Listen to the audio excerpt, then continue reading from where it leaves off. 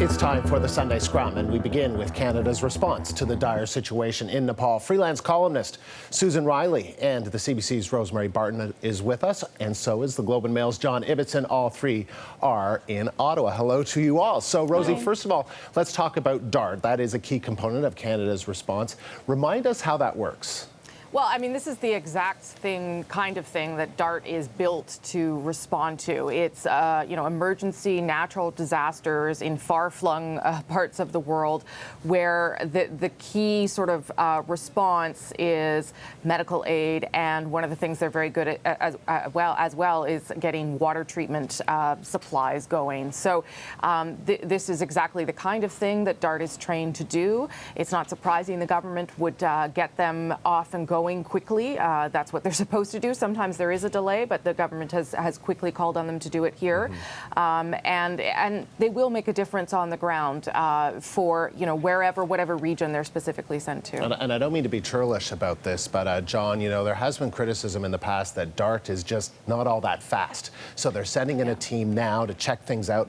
Then they'll send the whole team. Why can't they just send the whole DART team now? And maybe that's a naive question, but... Well, and it certainly is unjustified criticism, because DART is one of the best in the world. I was in Haiti right after the earthquake, and I watched the DART team working there, and they were unparalleled in the assistance they were able to provide in an absolutely chaotic situation. And the same is true here. You send in an advanced team, they figure out where it should go, which elements of the DART team are most needed. Is it water purification? Is it medical relief? And then they assemble the team to actually fly in.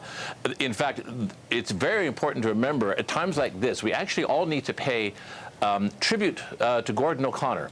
Gordon O'Connor was the first Conservative defense minister. A decade ago, you remember the tsunami hit the South Indian Ocean, Southern Asia, Thailand. It was catastrophic, hundreds of thousands killed, and DART didn't get there. DART didn't get there for weeks because Canada had no heavy lift capability. We weren't able to actually get them into planes and fly them in. It was hugely embarrassing. Hugely embarrassing, and also just a tragedy that we couldn't help when so many Canadians wanted to help. Gordon O'Connor, who was Stephen Harper's first defense minister, said, we are going to require heavy lift capability. The defense ministry didn't actually want it. The generals advised against it. He insisted that we get it, and it has been used non-stop and will be, ever since, and will be used here again. So we'll be able to get DART into this situation because we have that heavy lift capability, and there in fact won't be any delay. And any delay is probably the fact that this is a third world country after all, and I don't know if you've ever been to the Kathmandu airport. I was many years ago. A goat was being born as the plane was landing on the airfield, I remember.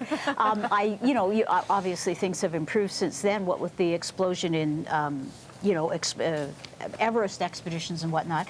But still, it's essentially from photographs, pictures we've seen of downtown Kathmandu and Environ, it's really a mess. So I think they're probably going to do their best. And this is a very unambiguous move on the part, unambiguously good move on the part of the Canadian government, which I'm sure will be widely supported. Right. Okay. Let's move on to news that former Toronto Police Chief Bill Blair is going to seek the Liberal Party nomination in Scarborough Southwest. Rosie, this sort of came off as, I'm going to probably announce this in the next few weeks, but no, I mean, he's running, right? He's running for the Liberals. Yeah. It's pretty much a done deal. We shouldn't be sort of fooling around.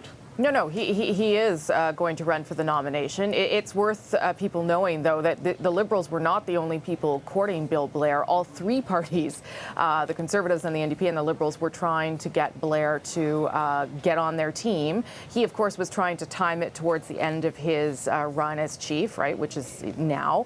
So he had to wait until that happened to make some sort of announcement. He's told the Toronto Star that he feels very much in line with the Liberal values and Justin Trudeau's values. What will be interesting here, though, is to see whether there is any weight from the leader put upon his nomination. This is an open nomination. There's another fella who's vying for the nomination in that riding as well. So how much do the Liberals want Bill Blair? I would say an awful lot. And so will there be sort of a heavy thumb on one side of the balance here to make sure that Mr. Blair wins the nomination? That's something to watch out for. Susan, what do you make of this? Is this a good get for the Liberals? I'm not sure. Blair certainly is a very accomplished politician. I think all police chiefs in major cities are. This just proves how political he is, actually. His afterlife is in politics. But he's controversial. He was presiding over the, I would call it a massive police overreaction during the G8, G20 meetings in Toronto. How long ago was that, John? 2010. Yeah, 2010. And, you know, there's a lot of criticism of the way the police handled that situation, and Blair has to wear it. On the other hand, he's a very smooth communicator. He's worked at building community relations and so on and so forth. That riding is held by an NDP member right now, if I'm not mistaken, so there's clearly some support for the NDP there. I would say it's an open, it's not necessarily a slam dunk. And there was also the spat with the Ford brothers. That's sort of forgotten by a lot of people. Although that would be in his favor. Yeah, I that should probably think. could be. But then Julian Fantino, another police chief, hasn't had such a great go of it. John, what's your take on Bill Blair? Oh, but I think it's a great get for the Liberals. First of all, it consolidates the notion that the Conservatives are not the only party that worries about law and order, that a major urban police chief is confident with the Liberal justice agenda is a great thing for them to have going in. Also, it consolidates as well the notion that Justin Trudeau will have a good front bench, that between Chrystia Freeland and Mr. Blair in Toronto, the others in Montreal, and elsewhere, that even if you're worried that Justin Trudeau might himself not be ready for prime time as Prime Minister, you can take some comfort in the fact that he's going to have a very solid cabinet surrounding him. That will be important during the election campaign. Let me ask you about that, though, John, because I've heard that mentioned before, and Liberals sometimes mention that. I mean, at the end of the day, the Prime Minister's role is so important in this country, especially in this country. So, no, Susan, you're shaking your head. Not that important? No, I'm saying that's a huge concession of weakness. Exactly. Isn't that somehow a sign of weakness? Yeah, but let's not forget, in 1993, people will find this hard to remember, but in 1993, Jean Chrétien was yesterday's man. He was old, he was tired, he was a weak leader, he couldn't control his caucus, and he ran in that election campaign on the strength of the cabinet he would be able to assemble. It was the team surrounding him that he promised. Now, considering his decade as Prime Minister, it's ridiculous to believe that anybody ever thought Jean Chrétien was a weak and ineffective leader. But that was the case then, and it will be the case now. It often is the case in opposition.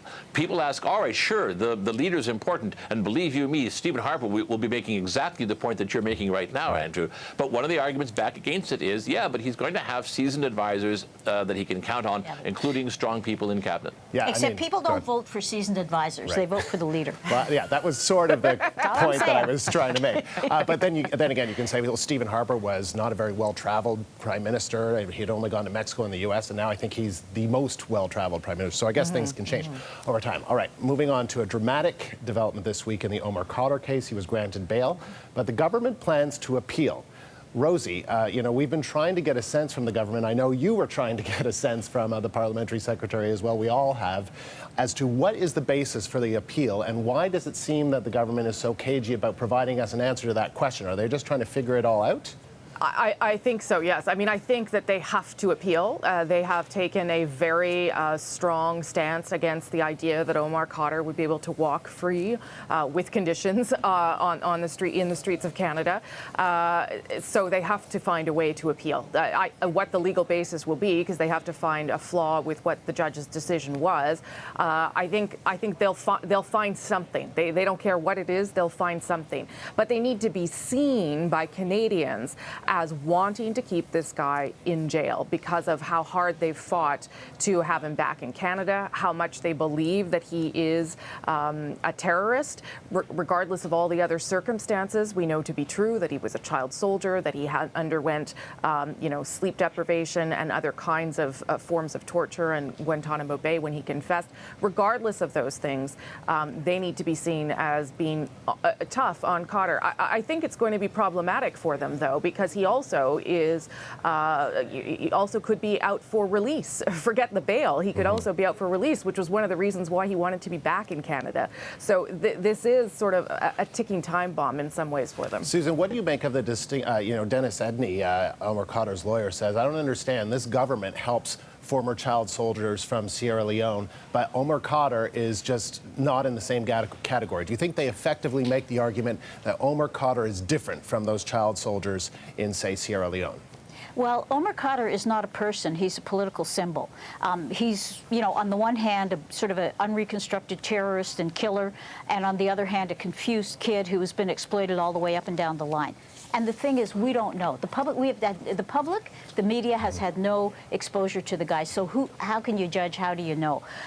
He's useful to the government right now because he underscores their, you know, strong, firm anti-terror point of view. Whether this is fair to this man, who knows? May I just say one other thing, that, you know, we're all in favor of human rights after the fact. I mean, all of us. You know, everybody's anti-apartheid after the fact. And this has been such a test. Very few members of Parliament have been brave enough to stand up and defend Khadr's rights because he's such an unattractive victim, essentially. And at this point, we don't. You know, it's really hard to judge what's true. John, what do you make of all this? I'm with Susan. The real tragedy of this, this politicization on both the left and the right, he's a martyr, he's a terrorist, is that the only thing that has never happened to Mr. Khadr is a judge and or jury flanked by lawyers for the prosecution and the defense, have never had a chance to sit down and judge the merits of the case against him. Whether it was the years that he spent in Guantanamo, the highly unconstitutional interrogation techniques used against him, his plea deal, the efforts to get him to Canada, none of it has ever really taken place in a proper court of law under proper rules of evidence, and his guilt or innocence has never really been properly established. Instead, he is just a bouncing ball, both for liberal and conservative governments that have wanted to use him as a symbol of you know, terrorism at home, and for the left, which uses him as a symbol of the evils of the Bush and now Harper regimes. The tragedy is that the poor man never actually got a day in court.